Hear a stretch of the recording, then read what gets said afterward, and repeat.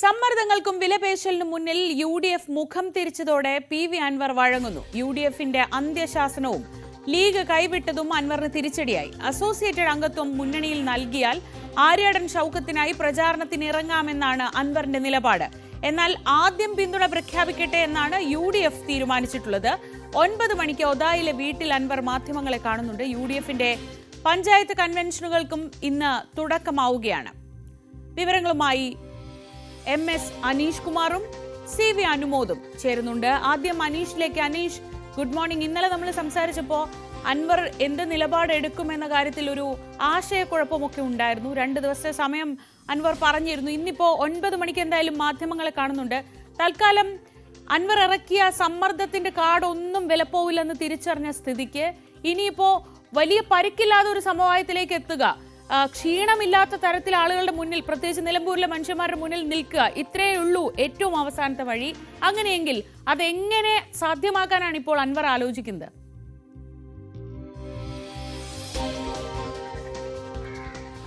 ശ്രീജ, പിണറായി വിജയനെ കുറ്റം പറഞ്ഞ് CPM-ൽ നിന്ന് പുറത്തേക്ക് എത്തുമ്പോൾ ചുവപ്പ് പരവതാനി വിരിച്ച് UDF സ്വീകരിക്കും അല്ലെങ്കിൽ കോൺഗ്രസ് സ്വീകരിക്കുമെന്ന നിലപാട് തന്നെയായിരുന്നു അൻവറിനുണ്ടായിരുന്നത്. പക്ഷേ കാര്യങ്ങൾ പിന്നീട് കൈവിട്ട് പോകുന്ന ഒരു കാഴ്ച തന്നെയാണ് കാണാൻ കഴിഞ്ഞത്. ഈ സമകാലീന രാഷ്ട്രീയത്തിൽ കോൺഗ്രസ് ഏറ്റവും ധീരമായി എടുത്ത ചില തീരുമാനങ്ങളിൽ ഒന്ന് എന്ന് സമൂഹ മാധ്യമങ്ങളിലൊക്കെ വാഴ്ത്തപ്പെടുന്ന തീരുമാനമാണ് അൻവറുമായി ബന്ധപ്പെട്ടിപ്പോൾ കൈക്കൊണ്ടിരിക്കുന്നത്. അൻവർ തന്നെ കാര്യങ്ങൾ പറയട്ടെ, തങ്ങളായി വിളിച്ചു വരുത്തുന്നില്ല എന്ന രീതിയിലാണ് ഇന്നലെയും വി.ഡി. സതീശൻ പറയുന്നത്. അതുകൊണ്ട് അൻവറിന് നിലപാട് പറഞ്ഞ് മുന്നോട്ട് പോകേണ്ടി വരും.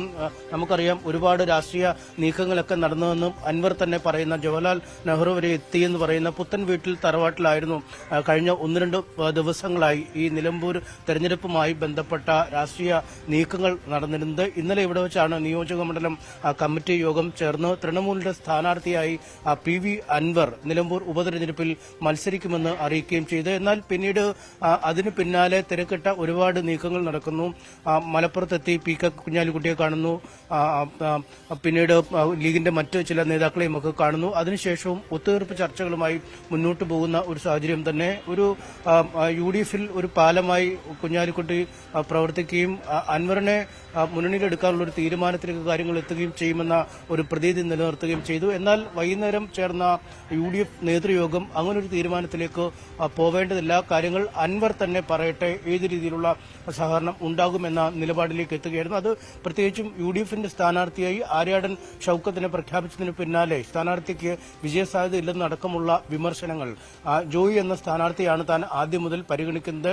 മലയോര മേഖലയാണ്, വന്യമൃഗശല്യം അടക്കമുള്ള നിരവധി കർഷക വിഷയങ്ങൾ ചർച്ച ചെയ്യുന്ന തെരഞ്ഞെടുപ്പാണ്. അതുകൊണ്ട് VS ജോയി മത്സരിച്ചാൽ കൂടുതൽ വിജയസാധ്യത ഉണ്ടാകുമായിരുന്നു. അവസരം കളഞ്ഞു എന്നടക്കമുള്ള ചില വിമർശനങ്ങൾ അദ്ദേഹത്തിന്റെ ഭാഗത്തു നിന്നും ഉണ്ടാവുകയും ചെയ്തു. എന്തായാലും പാർട്ടി നിശ്ചയിച്ച സ്ഥാനാർത്ഥിയെ തന്നെ തള്ളിപ്പറയുന്ന സാഹചര്യത്തിലാണ് UDF ഈ സമ്മർദ്ദത്തിനും വഴങ്ങേണ്ടതില്ല എന്ന തീരുമാനത്തിലേക്ക് കോൺഗ്രസ് എത്തുകയും തീരുമാനം അൻവർ പറയട്ടെ എന്ന നിലപാടിലേക്ക് എത്തുകയും ചെയ്തു. എന്തായാലും അതിനുശേഷവും അൻവർ തിരക്കിട്ട് ചില കൂടിയാലോചനകൾ നടത്തിയെന്നാണ് നമുക്ക് മനസ്സിലാക്കാൻ കഴിയുന്നത്. വി.ഡി. സതീശൻ മാധ്യമങ്ങളെ കണ്ടതിന് തൊട്ടു പിന്നാലെ ഈ പുത്തൻപുരയ്ക്കൽ വീട്ടിൽ നിന്നും പുറത്തേക്ക് പോയ അദ്ദേഹം പിന്നീട് തിരിച്ചു വന്ന ശേഷം മാധ്യമങ്ങളോട് പറഞ്ഞത് താൻ ഇപ്പോഴും ഹാപ്പിയാണ്, വളരെ പോസിറ്റീവായി ചിന്തിക്കുന്ന ആൾ തന്നെയാണ്.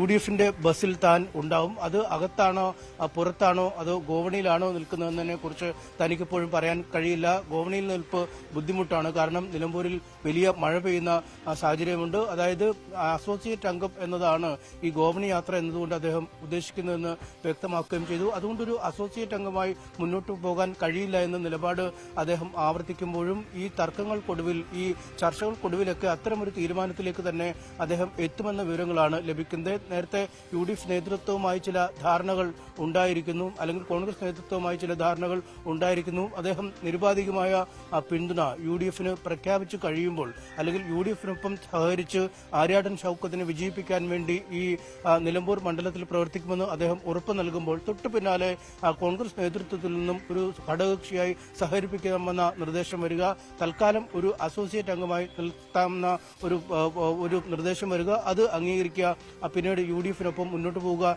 എന്ന നിലപാടിലേക്ക് തന്നെയാവും അദ്ദേഹം എത്തുക എന്നത് നമുക്ക് ഈ ഘട്ടത്തിൽ ഉറപ്പാണ്. അദ്ദേഹം ഇന്നലെ പറഞ്ഞതുമായി ചേർത്ത് വായിക്കുമ്പോൾ, അതായത് ആര്യാടൻ ഷൌക്കത്ത് എന്ന സ്ഥാനാർത്ഥിയെ തൃണമൂൽ കോൺഗ്രസിന്റെ കൺവീനർ എന്ന രീതിയിൽ വിലയിരുത്തുമ്പോൾ അത്തരം കടുത്ത കാര്യങ്ങൾ കടുത്ത പരാമർശങ്ങൾ തന്നെയാവും തന്റെ പക്കൽ നിന്നുണ്ടാവുക. പക്ഷേ ഒരു UDF ഘടകകക്ഷിയായ തൃണമൂൽ കോൺഗ്രസ് ആണെങ്കിൽ തന്റെ പരിഗണനകൾ മാറും. ഒരു UDFന്റെ അംഗം എന്ന നിലയിലുള്ള പരാമർശങ്ങളെ തന്റെ ഭാഗത്തുനിന്നും ഉണ്ടാവുകയുള്ളൂ എന്നും പറയുന്നു. അതായത് നിലപാട് മയപ്പെടുത്തി തന്നെയാണ് അദ്ദേഹം ഇന്നലെ രംഗത്ത് വന്നത്. ഇന്ന് രാവിലെ 9 മണിക്കിനി എന്ത് നിലപാടാവും അദ്ദേഹം പറയുകയെന്ന് നമുക്ക് കാത്തിരുന്ന് കാണുന്നതിനും. കാരണം PV അൻവറാണ്. ഏത് നിമിഷവും നിലപാടുകൾ മാറ്റാം, ഏത് നിമിഷവും രാഷ്ട്രീയ തീരുമാനങ്ങൾ അദ്ദേഹം മാറ്റാം. അതുകൊണ്ട് എന്താണ് അദ്ദേഹം പറയാൻ പോകുന്നതെന്നറിയാൻ നമുക്ക് 9 മണിവരെ കാത്തിരിക്കേണ്ടി വരും. നിലവിലെ സാഹചര്യങ്ങൾ അനുസരിച്ച് ഒരു വിട്ടുവീഴ്ചയ്ക്ക് വഴങ്ങി തന്നെയാണ് ഇപ്പോൾ അൻവർ നിൽക്കുന്നത്. ഷീജ. MS അനീഷ് കുമാറാണ് വിവരങ്ങൾ നൽകിയത്. ഇനി CV അനുമോദുണ്ട് മറ്റ് വിവരങ്ങളുമായി. അനുമോദ്, അവിടെ എന്തായാലും ഒരു ശക്തമായ നിലപാടെടുത്തുകൊണ്ട് ആദ്യഘട്ടത്തിൽ തന്നെ സ്ഥാനാർത്ഥിയെ പ്രഖ്യാപിച്ച് പ്രചാരണ പ്രവർത്തനങ്ങൾ തുടങ്ങിക്കൊണ്ട് ഒരു മുൻകൈ എന്തായാലും UDFും കോൺഗ്രസും എടുത്തു കഴിഞ്ഞു. ഇനി LDFന്റെ നീക്കങ്ങൾ വളരെ ശ്രദ്ധയോടെ നമ്മൾ വീക്ഷിക്കുന്നുണ്ട്. LDF ആവട്ടെ ഇവിടെ എന്തെങ്കിലും സംഭവിക്കുമോ എന്ന് നോക്കുകയായിരുന്നു. ഇന്നിപ്പോൾ നേതാക്കളെല്ലാം നിലമ്പൂരിൽ എത്തുന്ന സ്ഥിതിക്ക് അത് ആ ഒരു പേസ് കൂടുകയല്ലേ ചെയ്യുന്നത്? എന്താണ് നിലമ്പൂരിലെ പൊതുവെയുള്ള ഒരു രാഷ്ട്രീയ അന്തരീക്ഷം?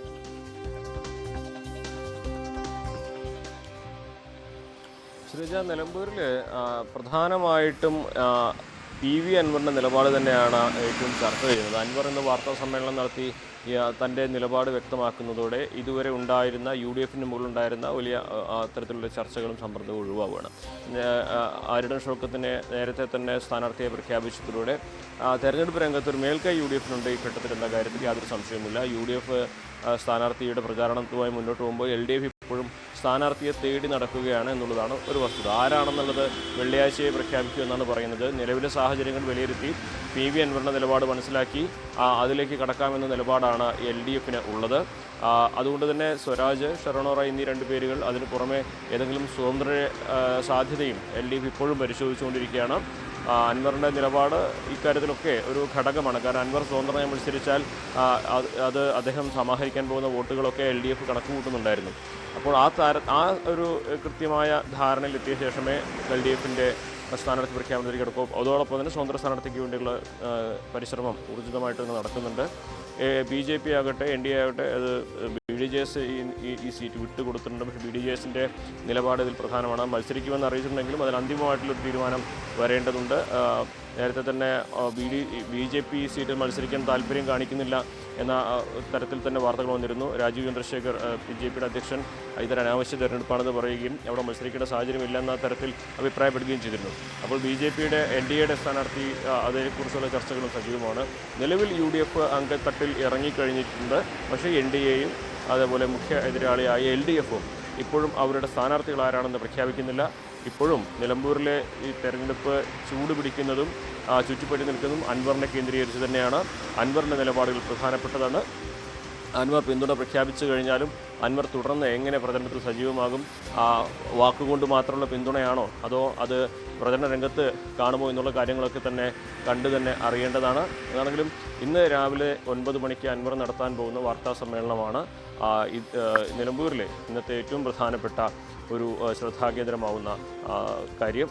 അതിനുശേഷം പ്രതികരണങ്ങൾ എങ്ങനെ വരുമെന്നതുകൂടി നമുക്ക് കണ്ടറിയേണ്ടതുണ്ട്. VD സതീശനടക്കമുള്ള UDFൻ്റെ കോൺഗ്രസിൻ്റെ മുതിർന്ന നേതാക്കൾ നിലമ്പൂരിൽ തന്നെ ക്യാമ്പ് ചെയ്യുകയാണ്. UDFൻ്റെ കൺവെൻഷനുകളും ഇന്ന് നടക്കുന്നുണ്ട്.